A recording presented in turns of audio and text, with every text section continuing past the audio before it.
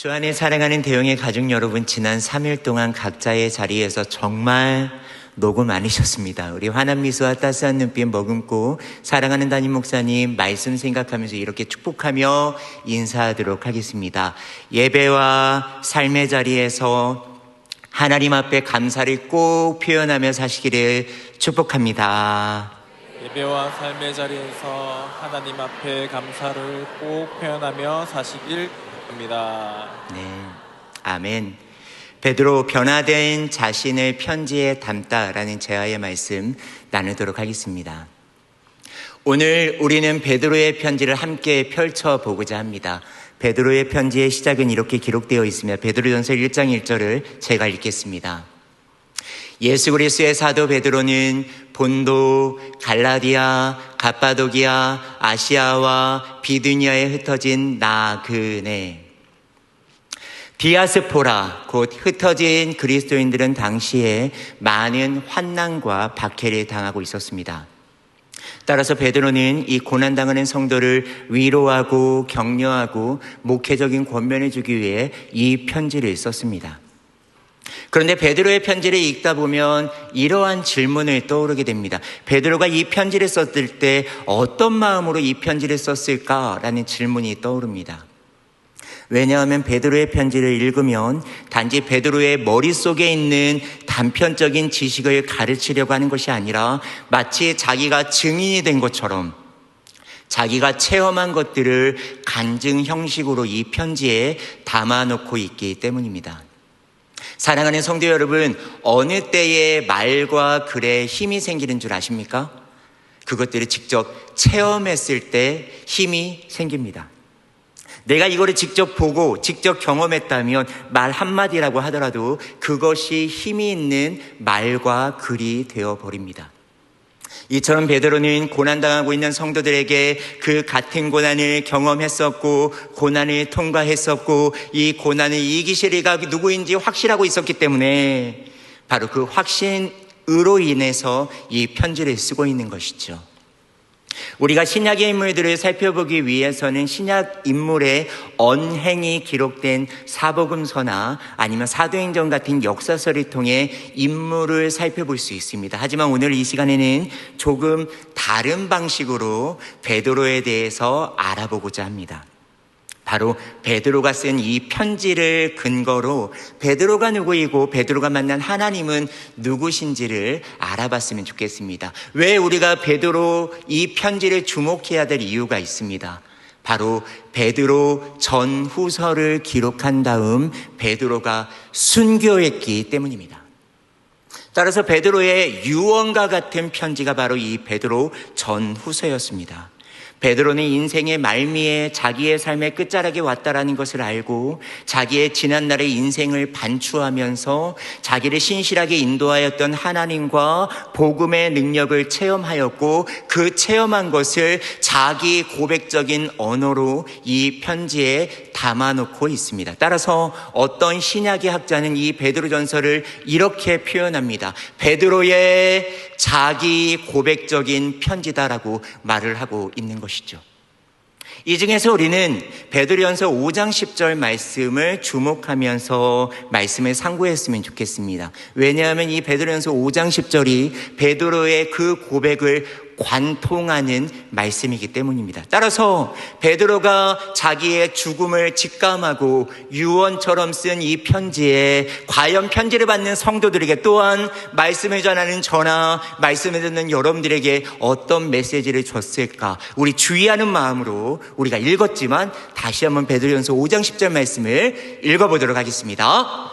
모든 은혜의 하나님 곧 그리스도 안에서 너희를 부르사 자기의 영원한 영광에 들어가시게 하신 이가 잠깐 고난을 받은 너희를 친히 온전케 하시며 굳게 하시며 강하게 하시며 터를 경고케 하시리라. 사랑하는 여러분, 이 5장 10절 말씀에 움직임을 나타내는 것을 동사라고 얘기하는데 이 한 구절의 동사가 4개의 단어가 나오고 있습니다. 한글 성경과 헬라어 성경에 보면 동사처럼 보이는 단어가 있지만 이거는 죄송합니다. 분사 형태로서 엄밀히 따지면 동사가 아니거든요. 근데 이 5장 10절에 움직임을 나타내는 동사가 4개의 단어가 있는데 그게 무엇이냐면 바로 온전하게 하시다, 굳게 하시다, 강하게 하시다, 털을 견고하게 하시다. 바로 이 구절의 끝부분에 나와 있는 4개의 단어가 바로 움직임에 나타내는 동사로 이 베드로가 기록하고 있습니다. 그런데 여기서 우리가 주목해야 될 것은 베드로가 기록하고 있는 이 4개의 동사는 베드로가 행한 것을 기록한 게 아니라 바로 베드로에게 역사하신 하나님을 기록하고 있다는 것입니다. 따라서 베드로가 자기에게 역사하신 하나님이신 예수의 어떠하심을 이 본문의 4가지의 동사로 담아내고 있다는 것이죠. 따라서 우리는 이 구절의 4가지의 동사를 중심으로 우리가 베드로가 어떤 고백을 하고 있고 베드로가 만난 예수님이 어떤 분인가를 알 때에 단지 베드로가 만난 예수님이 아니라 또한 이 편지를 받는 성도들만이 누리는 예수님이 아니라 그 베드로를 만나주신 예수님이 오늘 말씀을 전하는 저와 여러분들의 예수님이 되기를 원하고 우리가 소망하는 하나님으로서 같은 하나님의 믿음으로 소망할 수 있는 은혜의 시간 될 수 있기를 예수 그리스도의 이름으로 축복합니다. 아멘. 그렇다면 우리가 첫 번째로 생각해 볼 것은 바로 온전하게 하시며입니다. 회개의 자리에서 사명의 자리로 인도함 받은 베드로를 만나게 될 것입니다. 오늘 이 편지에서 베드로 사도는 우리에게 첫 번째로 말하는 것이 있습니다. 바로 모든 은혜의 하나님이 너희를 친히 온전하게 하실 것이다 라고 선포하고 있습니다. 그렇다면 여러분, 제가 질문 드릴 테니까 잠시 여러분들 속으로 한번 생각해 보셨으면 좋겠습니다.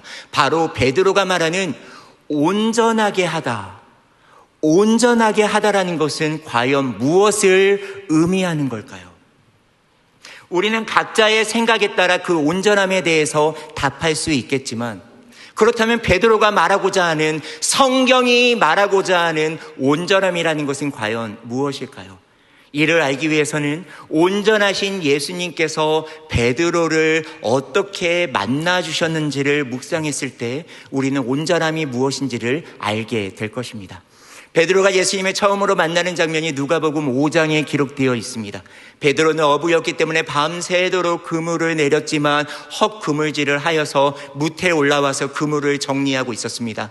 그때 많은 무리를 이끌고 온 예수님께서 베드로에게 찾아오셨고 베드로의 배에 올라타셨습니다.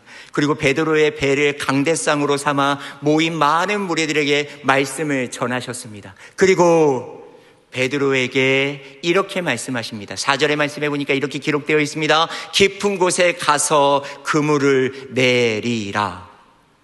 베드로는 예수님의 이 말을 굉장히 당황했을 것입니다. 왜냐하면 갈릴리 바다를 누구보다도 자기가 더 잘 알고 있었고 지금은 물고기 잡을 만한 때가 아니었고 그리고 자기가 밤새도록 그물을 내렸지만 이 물고기를 잡을 수 없는 상황이기 때문에 지금은 그물 내리는 때가 아니라는 생각이 들었을 것입니다.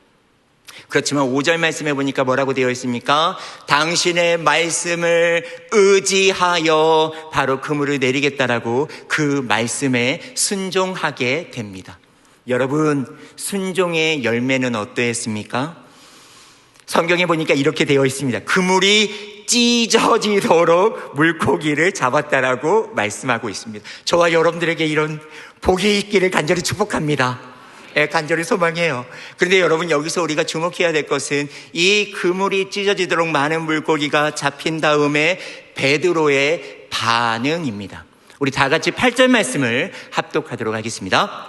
시몬 베드로가 이를 보고 예수의 무릎 아래 엎드려 가로되 주여 나를 떠나소서 나는 죄인이로소이다 하니. 여러분, 우리가 예상치 못한 기적을 만났을 때 가장 먼저 보이는 반응은 무엇입니까? 우와! 놀렐루야 하면서 굉장히 놀라고 기뻐하는 것이 자연스러운 반응일 것입니다. 하지만 베드로는 그 기적을 바라보며 놀랐지만 거기서 멈추는 게 아니라 예수님 안에 있는 하나님의 신적 능력을 보게 되었습니다.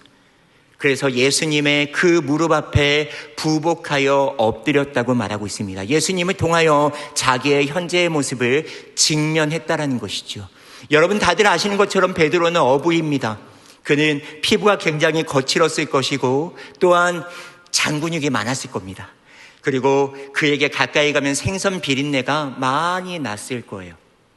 그는 하루 종일 물고기를 잡아서 하루하루 근근히 살아가는 것이 자신의 삶의 목적이었기 때문에 바로 어떻게 하면 물고기를 더 많이 잡을 수 있을까, 그리고 그물과 배에 집착하며 살았던 인생이 바로 베드로였을 것입니다. 하지만 그런 베드로의 인생에 예수님께서 베드로를 찾아가 주셨고 베드로의 인생에 올라타셨고 베드로의 삶에 개입하시는 순간 베드로는 깨닫게 되었습니다. 내가 목매달아 아둥바둥 살았던, 하루 벌어 하루 살았던 이 삶의 목적이, 내가 목숨처럼 붙잡고 있었던 이 배와 그물이 내 인생에 있어서 그렇게 중요한 것이 아니라는 걸 깨닫게 된 것입니다. 그러하기 때문에 주여 저는 죄인이로소이다 라고 말한 것은, 예수님 내가 당신을 몰라봐서 죄송해요, 예수님 내가 당신을 의심해서 죄송해요, 그런 말이 아닙니다. 주님, 내가 지금까지의 삶을 살았던 것이 너무나 무의미함을 바라보게 됩니다. 이제 나의 진정한 주인 대신 당신을 나의 삶의 목적을 두고 살아가기를 원합니다라는 고백이었던 거죠. 그 고백 위에 예수님께서 어떻게 하셨다고 말씀하시는 줄 아세요? 다 같이 10절 말씀을 읽어보도록 하겠습니다. 무서워 말라. 이제 후로는 내가 사람을 취하리라. 아멘. 그러한 고백을 했던 베드로에게 예수님이 말씀하십니다. 무서워하지 말라. 이제 너는 사람을 취하는 어부, 사람을 낚는 어부가 되리라라고 말씀하신 겁니다. 바로 이 순간이 베드로가 말하는 온전함의 순간임을 우리는 알아야 됩니다. 여러분, 예수님께서 베드로를 찾아가신 이유는 베드로의 인생을 회복하기 위해서만 베드로를 만나주신 게 아닙니다. 베드로의 인생을 온전하게 하시기 위하여 베드로를 만나주셨다고 성경은 우리에게 말씀하고 있다는 거예요. 여러분, 우리는 온전함을 오해하지 않기를 바랍니다. 온전함이라는 것은 어떤 상처가 아물어진 상태나 아니면 우리의 과거의 문제가 해결받고 용서받고 나의 상한 마음이 치유받은 상태, 나의 능력이 완벽하게 갖추어진 상태가 온전함을 말하는 것이 아닙니다. 성경이 말하고 있는 온전함, 그리고 베드로 사도가 이 온전함에 쓰이고 있는 단어의 의미는, 우리는 여전히 부족하고 우리는 여전히 연약하고 우리는 여전히 흔들리고 있지만, 우리에게는 온전함을 찾을 수 없지만 그 온전하신 예수 그리스도께서 우리를 주목하시고 우리에게 오시고 우리의 삶에 깊게 개입하여 주셔서 우리의 인생의 주인 되어 주심으로 예수의 온전함을 나를 통하여 이루어져 가는 것, 삶을 인도함 받는 것이 바로 성경에서 말하는 온전함이라는 사실입니다. 따라서 사랑하는 여러분, 이 온전함은 세상의 가르침과는 정말 달라요. 세상은요, 끊임없이 우리의 능력을 갖추라고 이야기를 합니다. 무엇이든지 완벽해야 된다고 이야기를 합니다. 그래야 루저가 될 수 없다라고 얘기할 수 있는 거예요. 그러하기 때문에 우리 사랑하는 청년들의 표현을 드리자면 스펙을 쌓기 위하여 자기의 인생을 갈아넣고 있는 것 아니겠습니까? 그런데 예수님의 관심은 그게 있는 게 아니에요. 오히려 예수님은 완벽한 인생을 원하는 것이 아니라 바로 주여 제가 죄인입니다라고 이야기하는 것처럼 예수님의 온전함이 필요하다라는 고백으로 자기의 인생을 무너뜨리고 회개함으로 주님 붙잡는 인생을 예수님께서 더 긍휼히 여겨주시고 그의 인생의 주인이 되어주셔서 온전함을 이루신다고 성경은 우리에게 말씀하고 있습니다. 주 안에 사랑하는 대형의 가족 여러분, 그렇다면 저와 여러분들의 인생의 방향성은 어디에 두며 살고 있습니까? 세상이 요구하는 대로, 세상이 원하는 기준에 따라 그 기준에 맞추고자 나의 스펙과 나의 능력과 나의 완벽함을 뽐내기 위해 우리가 예수 그리스도를 이용하여 그 온전함을 완벽함으로 착각하며 살아가고 있지는 않습니까? 그런데 우리가 너무나 완벽하면 우리 주님이 행하실 일이 없어요. 그런데 우리 주님 앞에 우리 자신을 무너뜨리고 우리 자신의 연약함과 부족함을 주 앞에 매 순간 인정하며 그러하기에 주님, 온전하신 주님께서 내 인생의 주인이 되어 주십시오.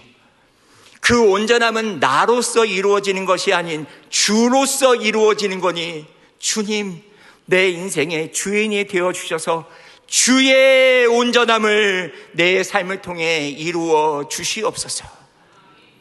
그러한 은혜에 대한 사모함과 우리 예수의 주권에 대한 인정함이 매 순간 저와 여러분들에게 있기를 간절히 축복합니다. 이러할 때 베드로가 경험했던 바로 온전하게 하시는 이 회개의 자리에서 하나님의 은혜를 구했을 때 사명의 자리로 이끌어주는 그 예수를 만나게 될 것입니다. 우리가 두 번째로 살펴볼 것은 바로 굳게 하시며입니다. 요동하는 자리를 붙드시는 예수님의 손에 경험한 베드로의 모습을 살펴볼 수 있습니다. 여러분, 이 굳게 하시다라는 것은 개역개정 성경에 보면 굳건하게 하시다라는 뜻입니다. 굳건하게 세워지는 걸 말하는 것입니다. 바로 여러분, 굳건하게 하시다라고 했을 때 중요한 전제가 있는데요, 우리가 앞에서 살펴본 온전하게 하시다도 마찬가지고 뒤에 살펴본 두 가지도 마찬가지인데 바로 굳게 하신다라는 그 전제가 무엇인 줄 아세요? 베드로는 굳건한 자가 아니라는 걸 뜻합니다. 베드로가 굳건한 사람이 아니기 때문에 예수께서 베드로를 굳건하게 하셨다라고 베드로가 고백하고 있는 것이죠. 베드로는요, 얼마나 많이 흔들리는 갈대처럼 요동했던 인물인지 몰라요. 여러분, 마태복음 14장에서 폭풍우 가운데 이 갈릴리 바다에서 혼비백산한 제자들의 모습을 발견할 수 있습니다. 그런데 예수님께서 물 위를 걸어오시는 걸 제자들이 보게 되었고, 성경에 보니까 물 위를 걸어오시는 예수님의 모습을 보며 유령이다 라고 하며 더 깜짝 놀라며 두려워했다라고 성경은 기록하고 있습니다. 그런데 베드로는 굉장히 호기롭게 예수님께 이렇게 요청을 합니다. 주여, 만약 주님이시거든 저를 명해서 이 물 위를 걸어오라고 하십시오. 여러분, 생각해 보세요. 베드로는 정말 기가 막힌 사람이었어요.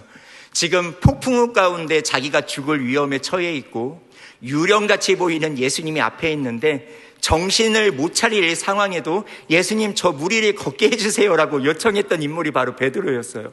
정말 독특한 인물입니다. 그때 예수님께서 오라 라고 말씀하시죠. 베드로는 배에서 내려 여러분들 아시는 것처럼 물 위를 걸었습니다. 하지만 성경에 보니까 바람이 두려운 나머지 그 바다에 빠지게 되었습니다. 여러분, 이 베드로의 모습을 보며 인간적인 믿음에 대해서 우리는 바라봐야 됩니다. 우리가 예수님께서 너 물 위를 걸을 테니까 오라 라고 하는 것처럼 우리도 신앙생활하면서 예수님 때문에 물 위를 걷는 놀라운 기적과 은혜를 체험한 경험이 저와 여러분들에게도 있을 겁니다. 내가 기도할 때마다 응답이 돼요. 내가 뭘 할 때마다 하나님께서 역사하세요. 그때면 너무나 신납니다.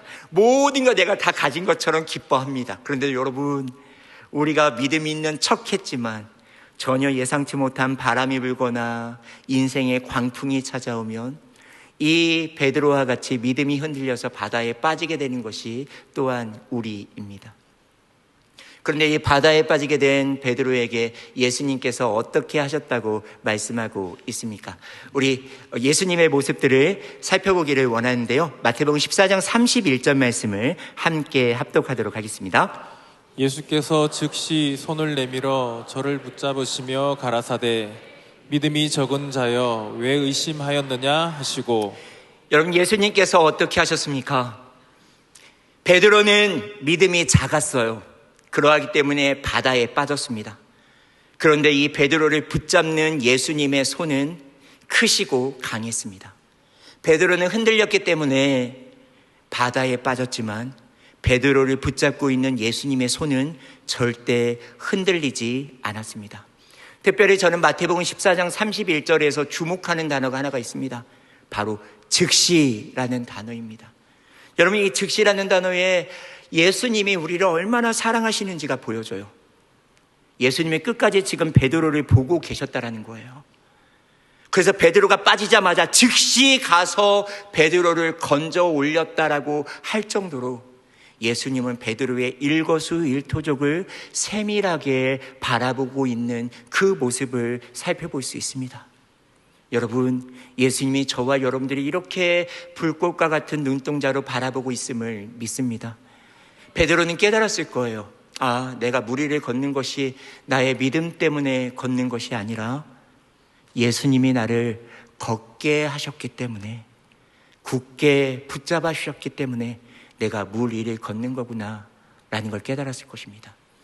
베드로는 이후에도 얼마나 많이 흔들렸는지 몰라요.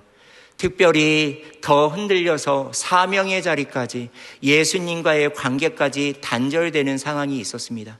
그건 바로 대제사장의 뜰에서 그랬습니다. 예수님께서 잡히시고 온갖 박해와 수치를 당하고 있을 때 베드로는 대제사장의 뜰에서 예수님을 3번 부인하고 심지어 저주까지 하게 됩니다. 그리고 닭이 울었죠. 닭이 울기 전에 너가 나를 3번 부인하리라 하신 예수님의 말씀이 생각나서 베드로는 밖에 나가 통곡했다고 성경에 기록하고 있습니다. 근데 베드로가 이러한 실수를 했지만 그 다음에 베드로는 더 그릇된 행동을 합니다. 바로 사명을 잃어버린 본연의 어부의 자리로 돌아간 것입니다. 예수님과의 관계가 단절된 것이죠. 그때 부활하신 예수님께서 사도 베드로에게 찾아가셔서 내가 나를 사랑하느냐 3번 물으시고 내 양을 먹이라, 내 양을 치라 라고 하며 그에게 다시금 사명의 자리로 굳게 붙들어 주시는 예수님의 포기하지 않는 사랑과 흔들리지 않게 붙잡아 주시는 은혜를 우리는 이 고백을 통해 살펴볼 수 있습니다. 사랑하는 성도 여러분, 믿음이라는 게 과연 무엇일까요? 어떤 분들은 믿음을 이렇게 말합니다. 우리가 예수님을 붙잡는 것, 이게 믿음이라고 이야기를 하기도 합니다. 예, 틀린 말은 아닙니다. 하지만 정확한 표현은 한 가지가 더 들어가야 됩니다. 바로 믿음이라는 것은 우리 구주 예수께서 우리에게 영생을 주시고 이 땅에 하나님의 나라를 위해 우리를 먼저 굳게 붙잡고 계시다라는 사실을 굳게 붙잡는 것이 믿음입니다. 믿음은 그냥 나 혼자만 예수님 굳게 붙잡는 거 아니에요. 진정한 믿음이라는 것은 자격 없고 매 순간 흔들리는 갈대처럼 흔들릴 수밖에 없는 우리의 인생을 주님께서 주목하시고 강한 손으로 우리의 인생을 붙잡으셔서 굳게 우리를 붙잡아 주시는 그것을 붙잡는 거예요. 우리 사랑하는 담임 목사님 말씀처럼 물 묻은 휴지와 같이 우리 주님께 꼭 붙어 있는 것, 그게 우리에게 너무나 필요하다는 사실입니다.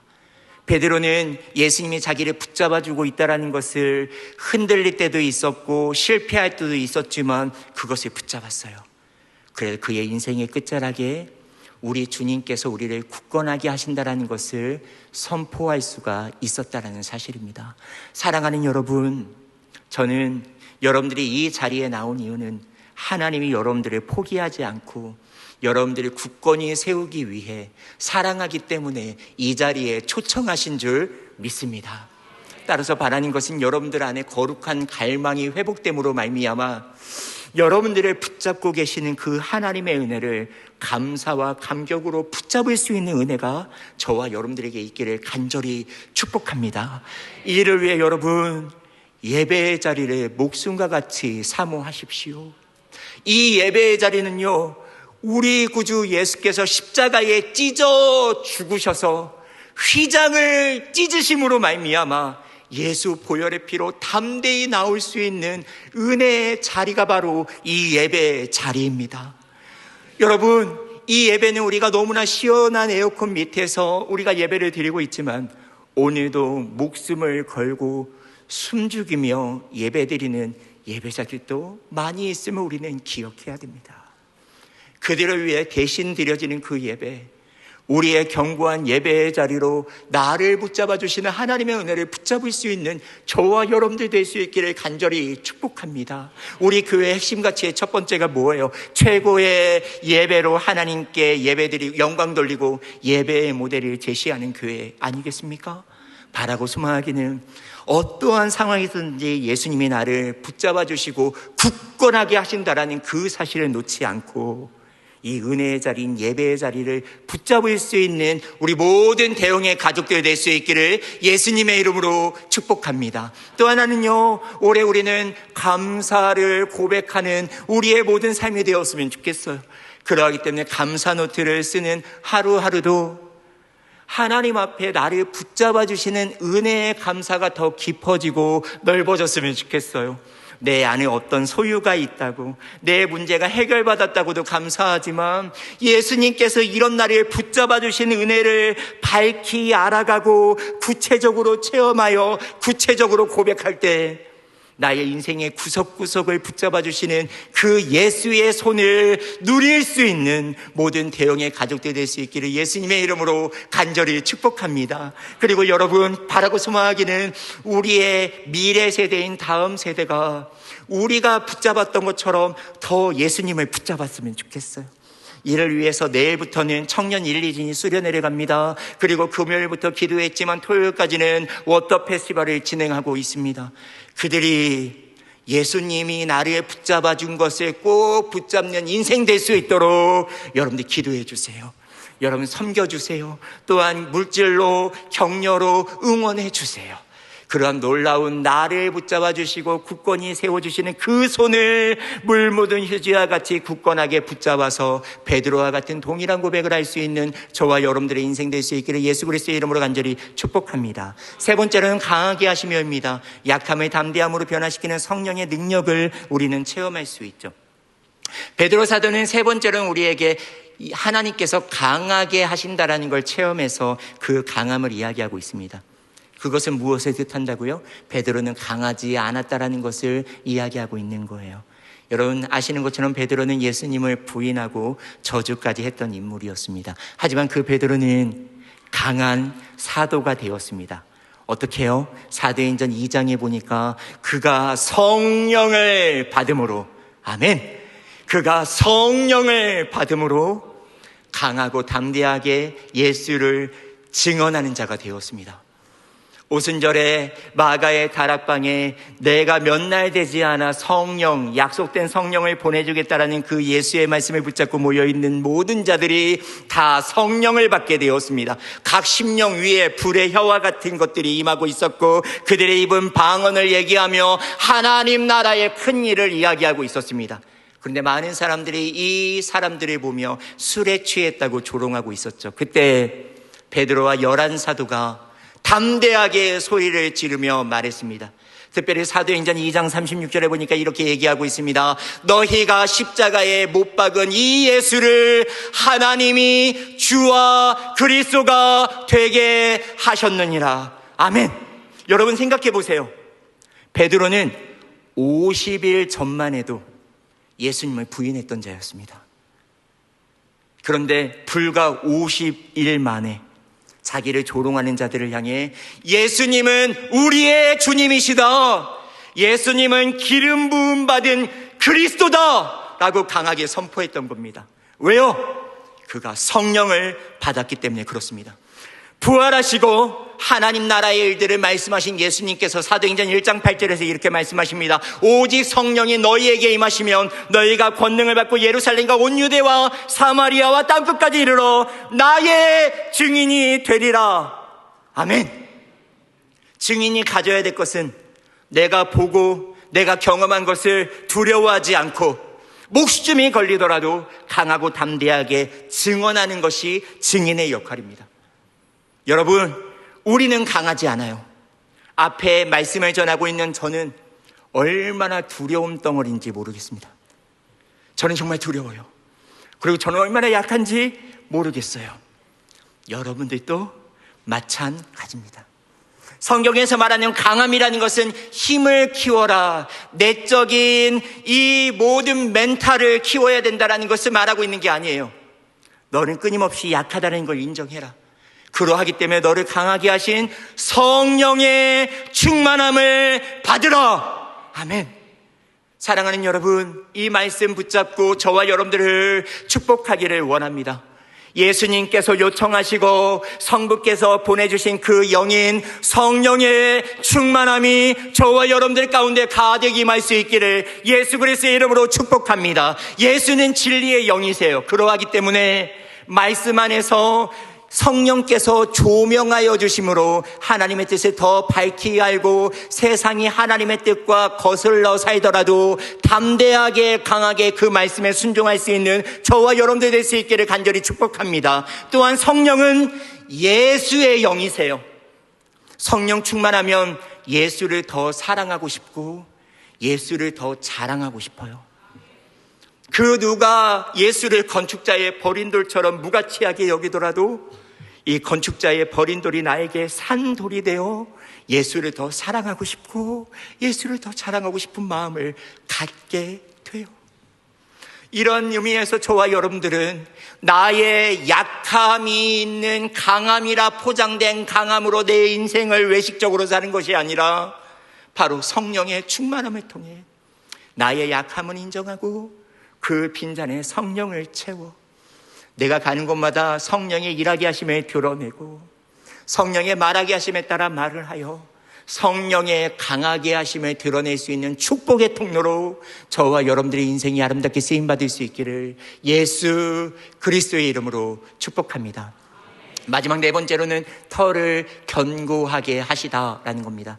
실패를 하나님의 영광을 위해 터로 사용받은 이 베드로의 모습을 우리는 살펴볼 수가 있습니다. 여러분, 베드로가 성령 받았다고 흔들리지 않았을까요? 베드로가 성령 받았다고 견고하게 섰을까요? 아니요.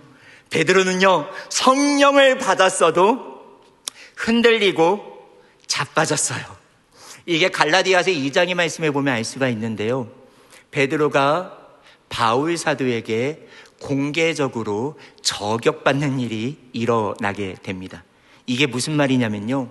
최초의 이방인 교회라는 곳이 수리아 안디옥이라는 곳인데 이것은 할례받지 못한 이방인들이 있었습니다.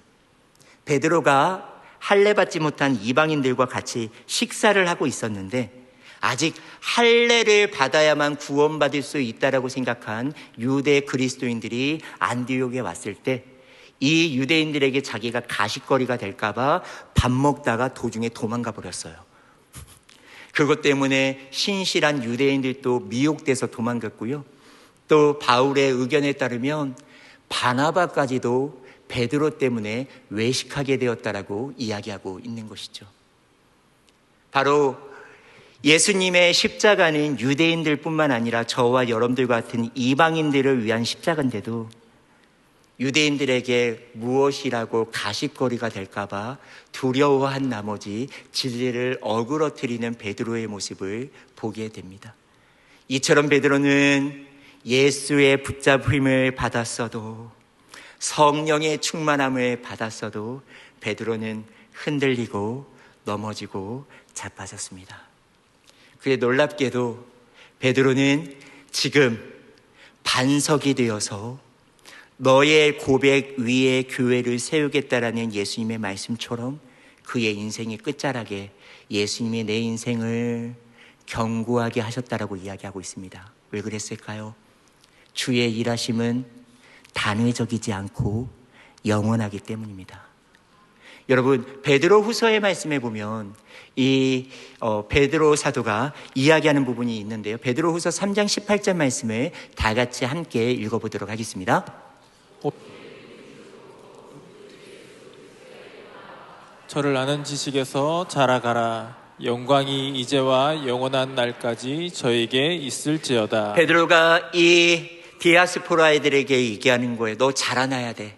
근데 이 자라나게 되는 원동력은 뭐냐면 영원하신 하나님께서 태초부터 너를 정하셨고 너를 자라기까지 영원토록 너를 붙잡아 주시기 때문이야 라고 얘기하고 있는 거예요.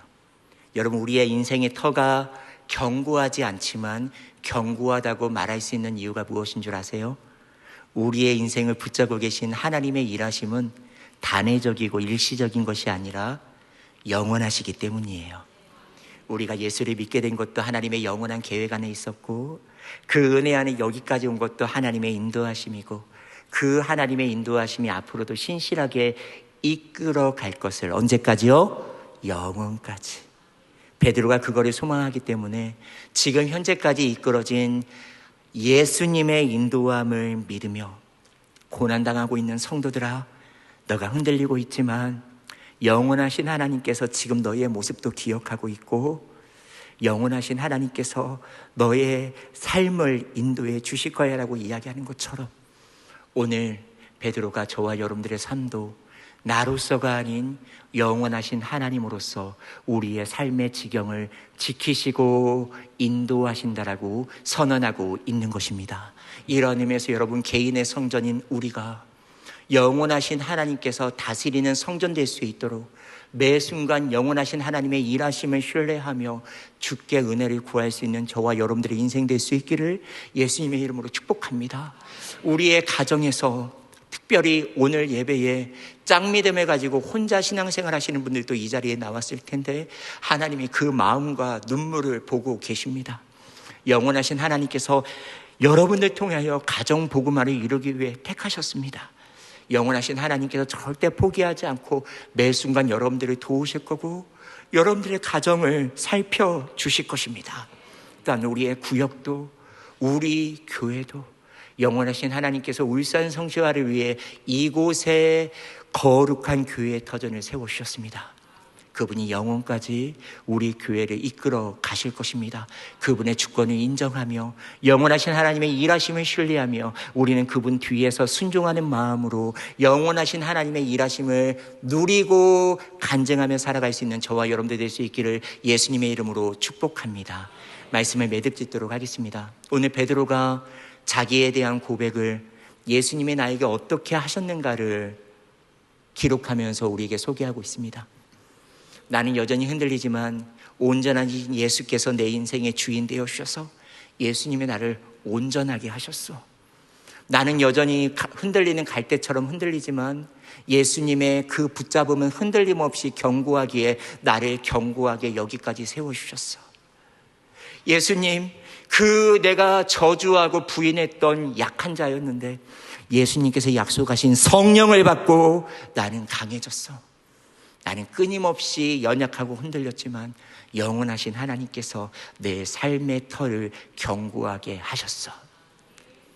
여기에 마지막으로 정리하며 이 4개의 동사를 모두 다 영향을 주는 한 단어가 있습니다. 우리 이 말씀만 같이 읽고 말씀을 마치도록 하겠습니다. 다시 한번 본문 말씀을 우리 노란색을 기점 주의하는 마음으로 우리 노란색부터 같이 한번 읽어보도록 하겠습니다. 시작. 친히 온전케 하시며 강하게 하시며 터를 견고케 하시리라. 좀 보여주시고요. 친이라는 단어가 얼마나 좋은지 몰라요. 이 온전케 하시고 굳게 하시고 강하게 하시고 터를 견고하게 한다는 것은 멀리 계신 하나님이 아니라 가까이 계신 우리 구주 예수께서 그렇게 하신다라고 말하는 겁니다. 우리 주님께서 멀리 계시지 않아요.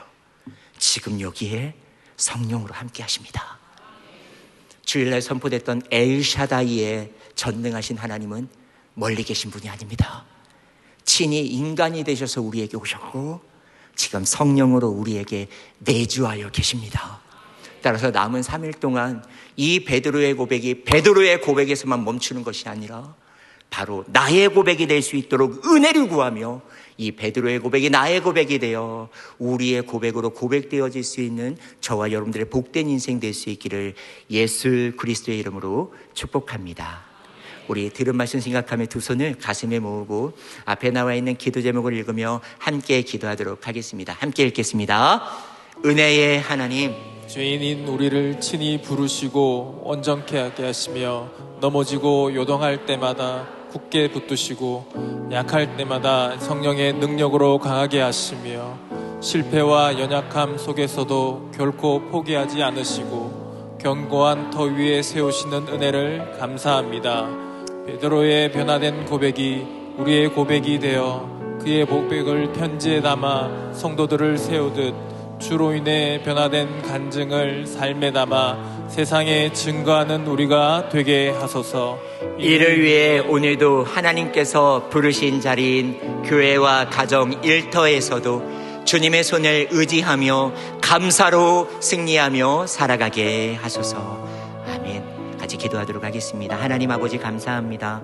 오늘 베드로가 그의 인생의 끝자락에서 유언처럼 남긴 이 편지를 살펴보며 베드로가 만난 그 예수님이 나의 하나님이 될 수 있도록 은혜를 베풀어 주신 것 감사합니다. 하나님, 우리는 넘어지고 자빠지고 흔들리지만 우리 주님은 온전하시기에 우리의 인생의 주인이 되어 주시옵소서.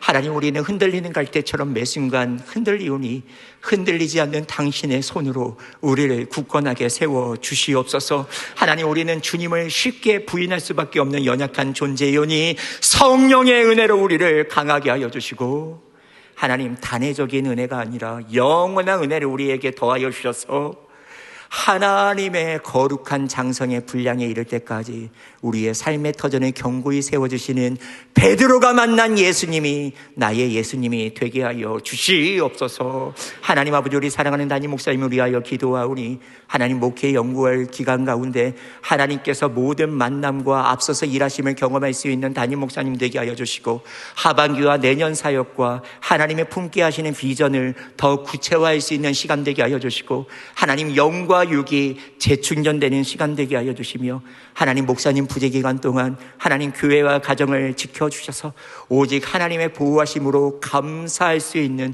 우리 담임 목사님의 목회 연구월의 기간 되게 하여 주시옵소서. 하나님, 내일부터 청년 1, 2진의 수련회가 진행됩니다. 또한 금요일부터 워터 페스티벌도 진행됩니다. 하나님이 그들을 붙잡고 계신다라는 것을 굳게 붙잡는 시간 되게 하여 주시옵소서. 또한 워터 페스티벌에 한 건의 안전사고와 한 건의 불미스러운 일 없이 모두 다 은혜를 받고 교회에 대한 좋은 추억들을 가져 하나님 그 추억이 예수 만나는 재료가 될 수 있도록 은혜 베풀어 주시옵소서. 감사한 건 주님 앞에 올려드리며 이 모든 기도의 간구 예수님의 이름으로 기도드리옵나이다. 아멘.